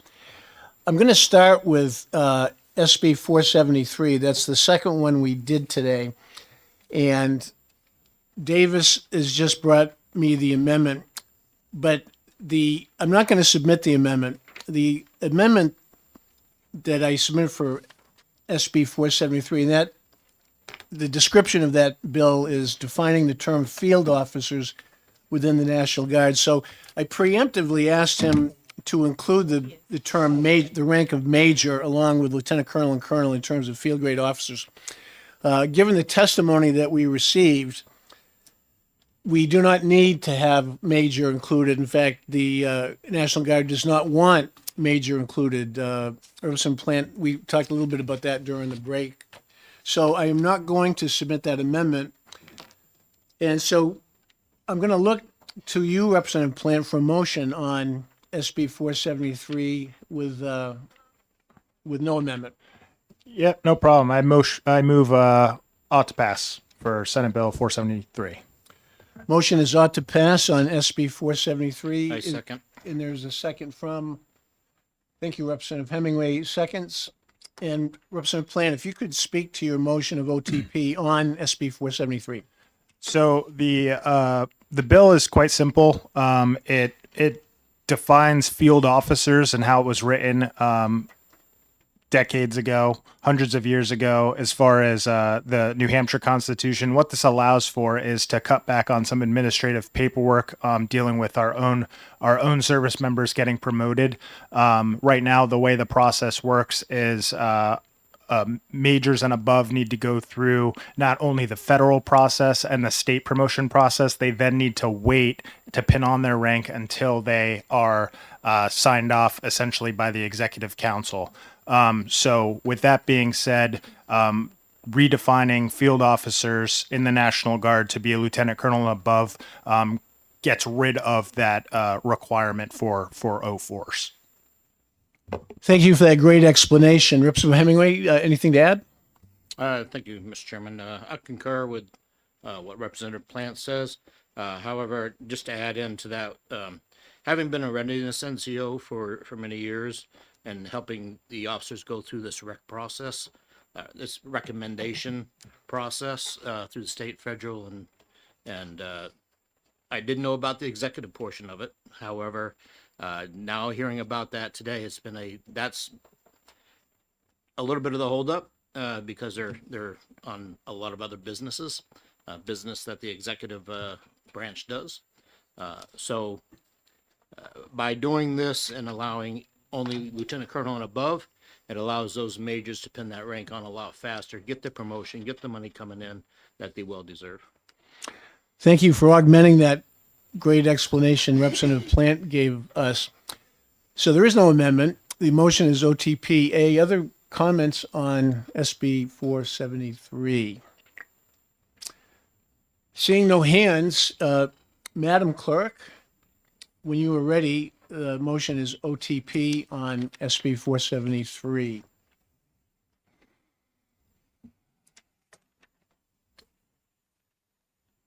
All right, on the motion of OTP for SB 473, how do you vote? Vice Chairman Rollins, Yes. Representative Lundgren, Yes. Representative Mannion, Yes. Representative Belcher, Yes. Representative Bennett, Yes. Representative Hemingway, Yes. Representative Plant, Yes. Representative Siebert, Yes. Representative Lloyd, Yes. Representative Jones, Yes. Representative Mandelbaum votes yes. Representative Budasaki is not here. Representative Voss is not here. Representative Manahar Yes. and Chairman Moffett. Yes. All right. Mr. Chair, do you want consent agenda? Yeah, just to my, want the count actually it was unanimous, I believe. and Yes, unanimous, 13. 13 to 0. Representative Jones? So I'll move for consent, to put on consent agenda. With no objection, 13 to 0, we will recommend consent calendar for SB 473, defining the term, quote, field officers, unquote, within the National Guard. Okay, there's one, Mr. Chairman, go ahead. Are we going to do, is there anything going to be writing up on this, making the blurb? Or Yeah. does this just go, Thank you, Representative Rollins. Are you volunteering for No. that? no, you know I'm scared of that. Representative Plant, if you could do the committee report, and if you could get that to me by Sunday evening, that would be great. Thank you. Without objection. Oh, good. Okay, so we're looking for another one without an amendment. Now, SB 448, that involved a fairly significant amendment, which we don't have ready yet. Is that correct? David was waiting on 448? Okay, is that in the pipeline? Yeah, if you could, we'll come back to that as soon as we get, because that was a fairly significant amendment to SB 448. So let's go to SB 472. That is removing the maximum age on the tenure of office for the position of Deputy Adjutant General. Representative Mannion, you have a motion for us. Yes, I recommend OTP. To pass motion from Representative Mannion, is there a second? Second. Representative Plant seconds that. So the motion, Representative Mannion, OTP, second by Representative Plant. Representative Mannion, would you care to speak to that motion? Yeah, so we heard from the adjutant general here, and this arbitrary cap, perhaps, it makes it so that this department ends up discriminating in a way that no other department does. And not only that, the Department of Military Affairs and Veteran Services came into being as like a combination of the National Guard and what used to be handled by like Health and Human Services about like 5-6 years ago. And the role isn't so much a command level like in the military chain of command. It is actually an administrative rule similar to any other type of head of an agency. So I think we should go ahead and pass this. Thank you, Representative. Representative Plant, anything to add? No, he covered everything. Thank you. All right, other comments? Go ahead, Representative Jones. Thank you, Mr. Chair. I just want to say I saw you walking across the parking lot this morning, and I think your 72-year-old orthopedic surgeon did a great job. So,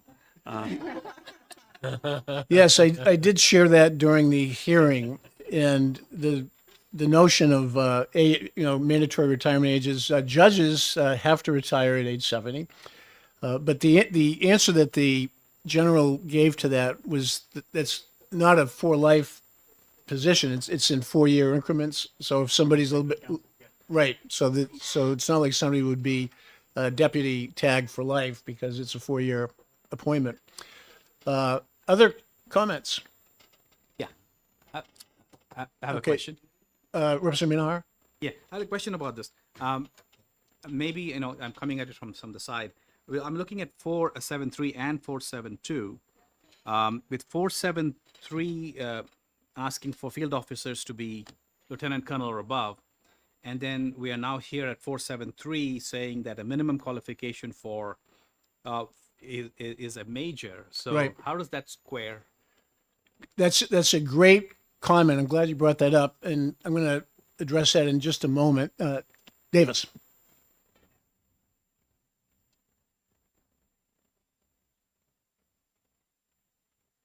Excellent, okay. Our crack assistant, Davis, just explained that the two amendments we're waiting on, one's about 5 minutes out and one's about 10 minutes out. So we're in good shape.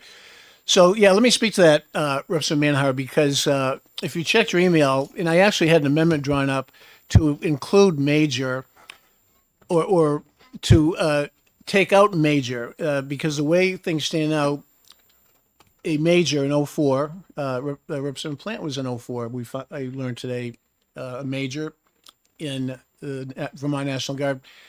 So the concern was that a constituent, actually retired Air Force colonel suggested was that to limit the pool of potential adjutant generals to 06s, colonels and above. So I had an amendment drafted for that purpose.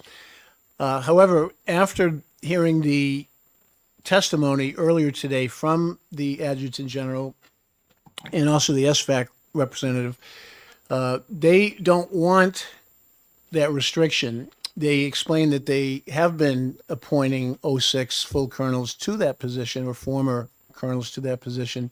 And they explained why they would prefer that we not change the statute, which would limit the National Guard. So I opted not to introduce that amendment. We're talking about it now. One of the points that I made in a message to the committee and also to the adjutant general had to do with the power that the appointing officer has to look at who he or she thinks is the best person to fill a certain job, regardless of whether they're an 05, 06, or even an 04 in this case. And it is a little bit unsettling to have the notion of promoting an 04, a major, to become a general. I don't know that that's happened, and I don't know that it ever would happen. But in 1941, the beginning of 1941, Dwight Eisenhower was a lieutenant colonel. He was an 05. For those of you who are history people, I just had a conversation earlier today with Kevin Joyce about that. And when World War II started, we got involved in it, Lieutenant Colonel Eisenhower quickly became Colonel Eisenhower, and then he got a star as Brigadier General, then a 2-star Major General. And then he was by June of 1942, the next year, he was a 3-star Major General. So the person who picked him for that was General Marshall, Chief of Staff for the Army. And he skipped over many, I don't know how many, dozens, scores of colonels and higher ranking people, because he wanted somebody that he trusted and that he thought had the talent and the qualifications to run the war. And so Eisenhower was, despite the fact that he was only an 05, was advanced over all these other colonels and generals to become eventually the Supreme Allied Commander. So I think you get my point on the thinking there. If General Marshall was similarly encumbered by this type of restriction that was proposed in the amendment to not allow 04s or even 05s to be considered for adjutant general, that kind of, it's us creating a new law that limits or restricts the National Guard, and they didn't want that. And so it's an amendment I couldn't support. That's a great question. What do you have a thought on that, Representative? Or? Yeah, I think General Patton survived the purge, remember? As well. Thank God he survived that one. No, I was thinking. You can back up about the purge. Your light wasn't on it. I think General Patton, the then not general, but he was promoted to General Patton. He survived the purge that Marshall brought at that time, and he was so happy that he just squeaked through, and I'm glad he did, because he became the Third Army, and so that's a good thing. But my question was, if you have if you look at 473 and 472, you have a potentially a major who is at a higher rank, and then who has more control over the field officers, or am I reading it wrong? No, we actually had an amendment to include major on that particular, or to add major in that case. He would assume the rank. So in one of so you get 472 and 473. So one of those measures, we were going to add major to the ranks of the field grade officers, but as Representative Plant explained and as the general explained, that would not solve the issue that they wanted solved. And then in the other bill, there was a motion to take out major as a rank that could be under consideration for TAG, or the adjutant general. So that's very, very interesting. One was adding a major, one was, and in both cases, we've opted not to amend it either way. So far, this 472, we're still discussing it. Good observation. Other observations, thoughts, questions, anything? Representative Lloyd. Thank you, Mr. Chairman. In answer to Representative Manohar, I believe that a lot of it had to do with the staffing pool of candidates. That this opens up that pool a little bit wider for this particular type of position. It's a very different position than some of the others, from what I understood. Is that what everybody else got?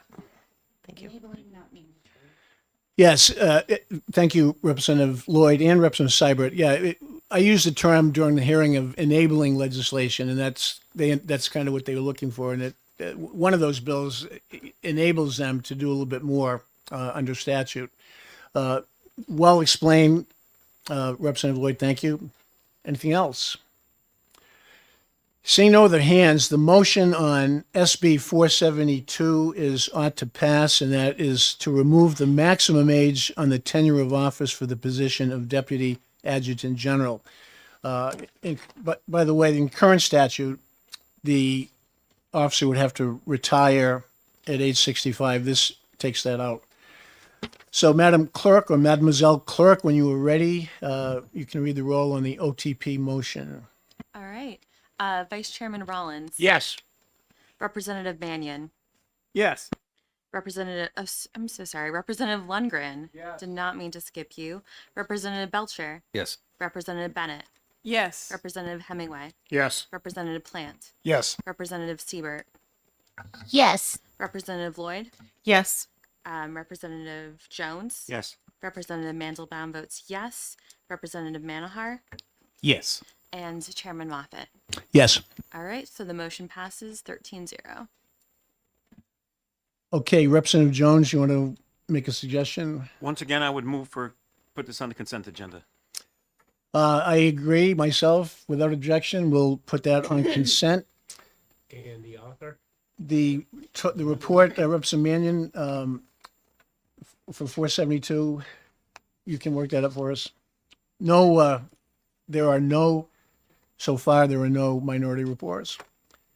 Okay, so we're waiting on the amendments. And again, Davis, thank you for your help on those. So you said you probably just a few minutes out.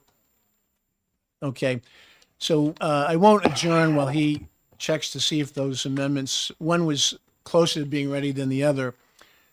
So as is our custom in this committee, when we have a little bit of time, we try to have some professional staff development. And who hasn't spoken yet?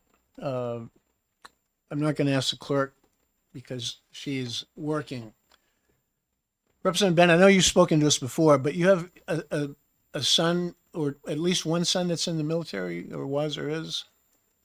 I have one son that was in the Army, and he has since gone. He's done, and he's doing his GI Bill.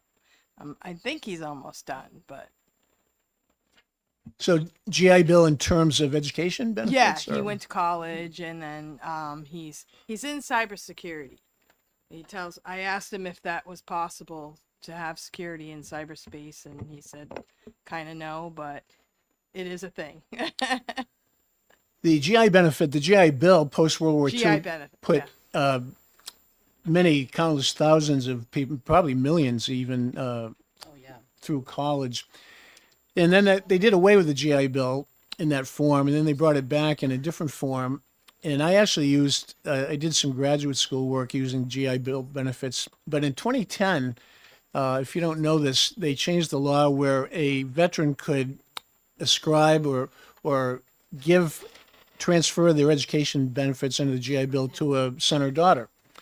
So, and that's what I did. I stopped going to grad school and I transferred my GI Bill education benefits to my younger daughter, who went to UNH for, well, kind of for free, and then grad school for free. It was a pretty good deal.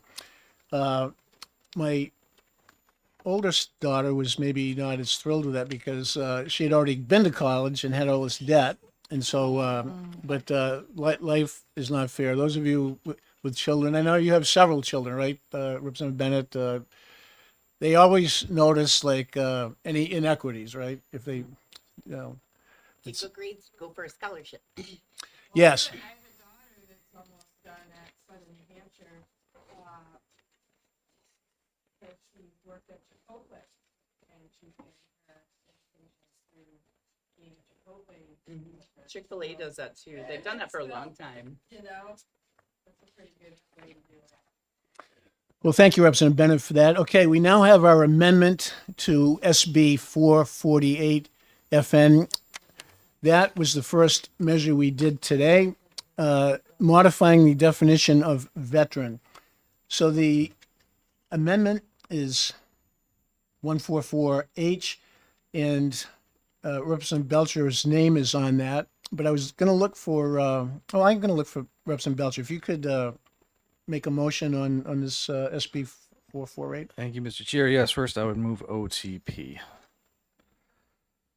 Okay, we have an amendment. So what I'm hearing is you're looking for an OTP with the amendment. If that's how we want to do it, usually I introduce OTP and then we look for an OTP, or I introduce the motion. But if you would like me to go straight to introducing the motion, I would move OTPA. But just a note, we have to adopt the amendment before we motion OTP. Right, that's what I thought. We need to okay. address the amendment Copy that. first. So we're looking ultimately, or you're looking ultimately for an OTPA, but we need to take up the amendment first, Correct. which is 1444H. So what I'm hearing is you're moving OTP on the amendment, Yes, please. and we need a second Second. for that. Representative Mannion, thank you. So when you're ready, Representative Belcher, if you could speak to the proposed amendment 1444H. Yes, thank you, Mr. Chair. So we have 1448 and the amendment 2026-1444H in front of us here. So the first thing the amendment does is it strikes section 1, which is the version that came from the other side of the wall that modifies the definition of honorable discharge to include general honorable conditions. Because we already passed that in this House, it already went through the Senate, they passed it, and it's currently heading to the governor in the enrolling process. So we scratched that from the bill just so we don't create any unnecessary confusion or extra work for people. We can just keep the definition that's already gone through. Then there was a change to correct the, let's see here, what line are we looking at? Amendment, all discharge. Okay, so starting at line 10, references amended. It amends the original bill on page 2, sections 7 and 8, which is lines 15 through 22. And what that does is it simply takes the existing language from all of the various service-related tax abatements that are available for municipalities to be able to pass, and it points those back to the correct definition now established in law for veteran and which types of discharge would qualify for those. At the same time, it does not force towns or municipalities to adopt anything they haven't already adopted, and the new definition automatically overrides anything that they already have adopted without any further action by the local municipality, which cleans up a lot of work for people that they don't have to do. So I believe this gets the job done unless anybody catches any problems with it. Thank you, Representative. When you were working on this language, there was someone from the New Hampshire Municipal Association here. Did you work with him a little bit on looking at the language? Correct. We worked on that. We looked at it together. He was in agreement with the final language that they would be supportive of the amendment as we produced it. So yes. Okay. Representative Mannion, I'm going to look to you for a couple comments if you have any, because I believe the measure that Representative Belcher referred to that we already amended in this committee on definition of veteran was HB 1287, which you were involved with. So would you mind speaking to the issue of duplication and which Representative Belcher already kind of touched on somewhat? Yeah, so we didn't want to, the amendment, the amended version that the House sent over to the Senate and is currently enrolled just simply added general under honorable conditions to the list of applicable veterans. The one that came over from the Senate in this bill was a slightly different language, so it would have overridden what we've already sent over, and it's actually less clear than what we had already sent out. So it's better to just strip that line out entirely. Thank you for that. questions? Go ahead, Representative Lloyd, please. Thank you, Mr. Chairman. A quick question. So then, am I understanding that this one amendment should also take care of the discrepancy that we had with the tax dating and the effective date? Yes, that was the final conclusion, was that because it's simply too late to get it done for this 5 days from now, April 15th, anything we enact that will take effect after that will enable somebody to apply for the next year's abatement, but it's not retroactive. Okay, good question, good answer. Go ahead, Representative Jones. I was the one that opened that can of worms about how it affects the municipal level, and I just want to thank Representative Belcher for doing this amendment, which does straighten it out. So thank you very much. I look forward to voting for it. Thank you for that. Anything else? There's a light on. Is it yours, Representative Bennett, or you're good? Okay. Okay, seeing no other hands, the motion is on the amendment. And the amendment again is 1444H, amending SB 448 FN with regard to the definition of veteran. So, Madam Clerk, when you are ready, the motion is to adopt the amendment. All right, I'm ready. Hope you all are. Vice Chairman Rollins. Yes. Representative Lundgren. Yes. Representative Banyan. Yes. Representative Belcher. Yes. Representative Bennett. Yes. Representative Hemingway. Yes. Representative Plant. Yes. Representative Seibert. Yes. Representative Lloyd. Yes. Representative Jones. Yes. Representative Manzelbaum votes yes. Representative Manahar. Yes. And Chairman Moffett. Yes. All right, and the amendment is adopted on a vote of 13-0. 13-0 on the amendment, 1444H. And now I'm looking for a motion of OTP as amended. So OTP A, yes. Well, I don't want to write. Representative Seibert, you can make the motion and you don't have to write the report. How's that? Yeah, I motion. Representative Seibert, our ranking member, motions OTPA, SB 448 as amended with, again, the 1444H amendment. Do you want to speak to your motion, Representative Seibert? I think it was pretty clearly explained, and yeah, so no. And was there a second? There's not a second. I was asking if I could be a second, but not have to write anything. Representative Mandelbaum seconds that, and with the proviso that she doesn't have to write any report, and that is granted. So we have a motion, seconded, spoken to, and anything else on OTPA? Seeing no hands, Madam Clerk, motion is now OTPA on SB 448. Vice Chairman Rollins. Yes. Representative Lundgren. Yes. Representative Mannion. Yes. Representative Belcher. Yes. Representative Bennett. Yes. Representative Hemingway. Yes. Representative Plant. Yes. Representative Seibert. Yes. Representative Lloyd. Yes. Representative Jones. Yes. Representative Manzelbaum votes yes. Representative Manahar. Yes. And Chairman Moffett. Yes. All right, and the OTPA motion passes 13-0.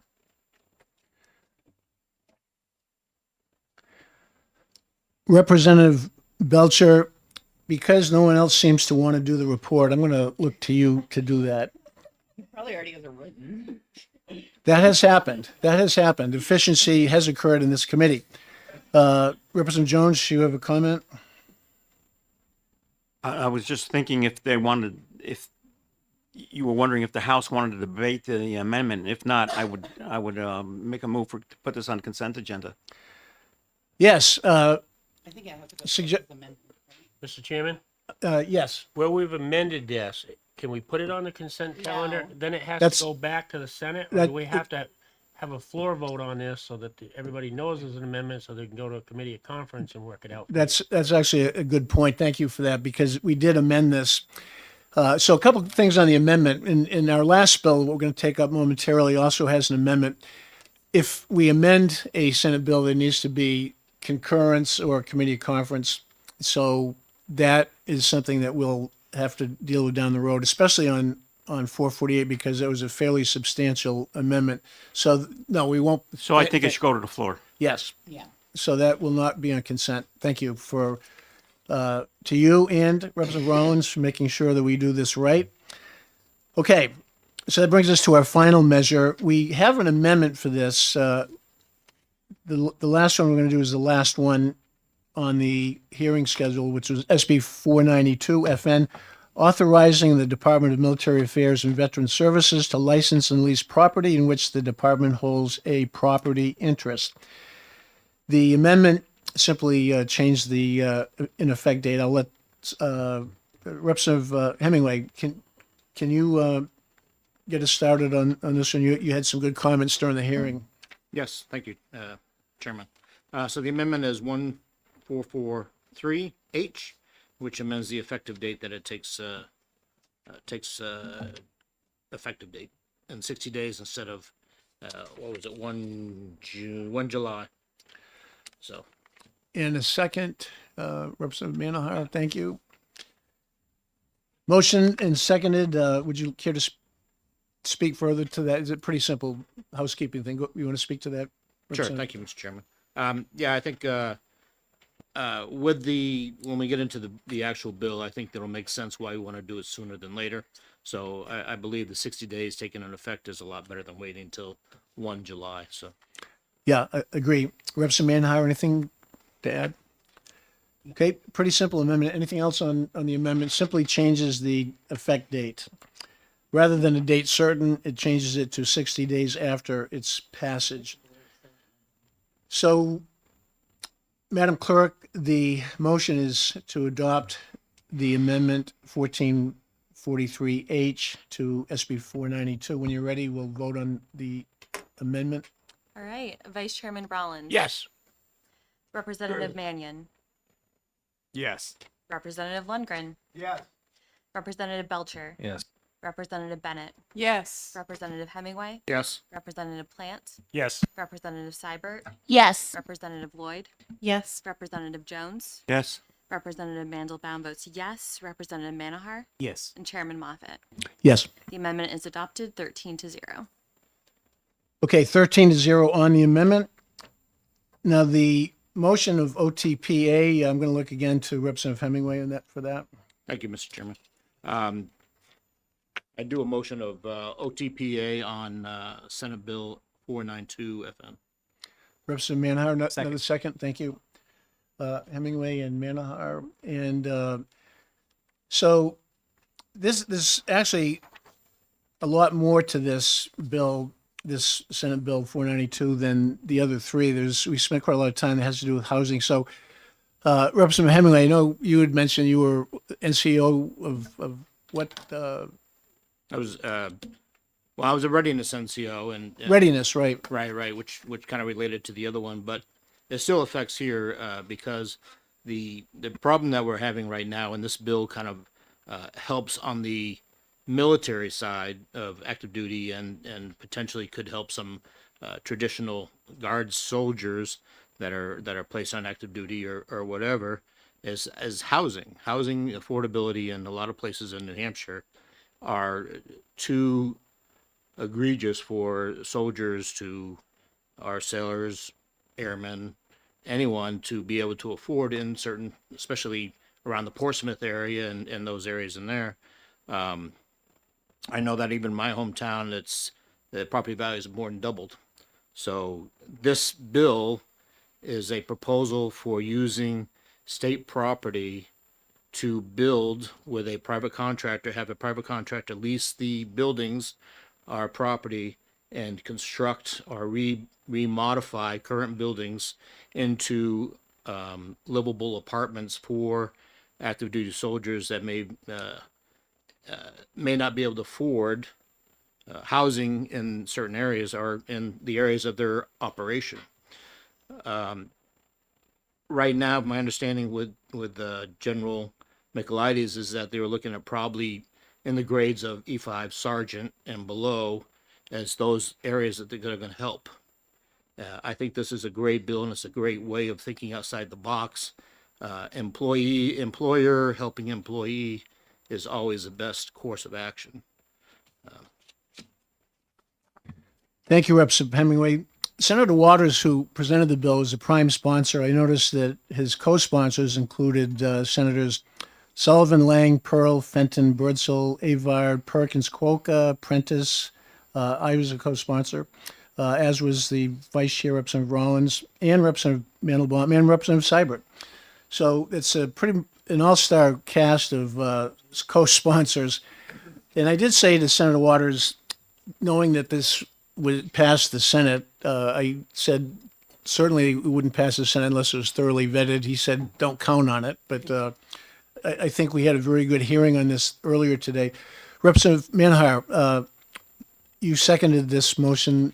Any thoughts to add? Or Thank you, Mr. Chair. Yes, this bill gives the department actually needed flexibility to manage and make productive use of its property while ensuring appropriate tax treatment and oversight. It's a reasonable and forward-looking approach. I'm happy to support it. Thank you, Representative. From the hearing, I didn't realize, I asked them when Pease was a full base, a full Air Force base, they obviously had a lot of housing there, and they just built some housing, and I didn't know this. I was stunned to hear that they had torn it down. So we tore down this housing, and now we're looking to pass this bill to make it easier for the National Guard to contract and rent or buy housing. So anyway, it's a little bit of an irony. It's too bad that we apparently tore down this housing at Pease, apparently. But this, as you both explained very well, I think this addresses and creates an avenue, a way for the National Guard to identify and contract with some private entities to improve access and improve some housing for options for military. And they also mentioned that not now some folks have to travel all the way from Milton to get to the seacoast. Representative Mandelbaum knows it's expensive in the seacoast apparently. So I've heard. Other thoughts on this one? Go ahead, Representative Lloyd. Thank you, Mr. Chairman. I just have to say I was also shocked that there was housing that had then been torn down. And knowing that my aunt works as a civilian nurse on Fort Riley, there's military housing on their base. So I was just surprised that we didn't have housing on ours. So yeah, it was interesting to me. Thank you. Yes, we, I think, learned a lot. And again, the amendment on this simply changed the effective date. We've already passed the amendment, so the motion before us is OTPA. Anything else on the OTPA motion for SB 492? Go ahead, Representative Jones. Thank you. I just want to say, housing is a ubiquitous issue all over. Where I live, it affects healthcare, it affects manufacturing. I never even thought about how it affects the military, but it certainly brought that to light today. And I think this was a very creative on the parts of the sponsors, and I want to thank you for that. And it's a win-win situation for everybody. Thinking of at the municipal level, it can bring in tax ratables or pilot programs that can help pay the taxes too. So I think this is a win all around. I just want to thank you for bringing it forward. Thank you, Representative.